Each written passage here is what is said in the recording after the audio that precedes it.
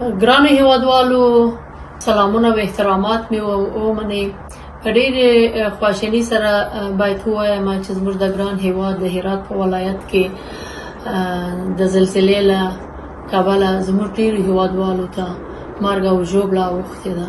ډېر د خواشینۍ خبر دی چې پر موږ افغانانو باندې غم د پاسه غم راځي. هلته په پاکستان کې پر افغانانو باندې غیر انساني سلوک روان دی او دلته زموږ په هیواد کې د طبیعي حوادثو ښکار یو.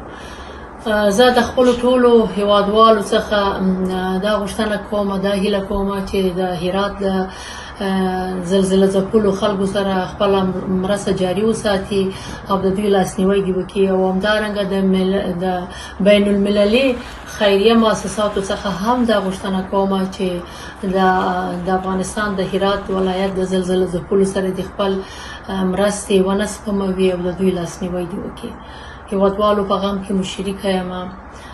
خدای دې ستاسو شهیدانو ته جنت په نصیب کړي او تاسو ته د خدای د زړه صبر درکړي.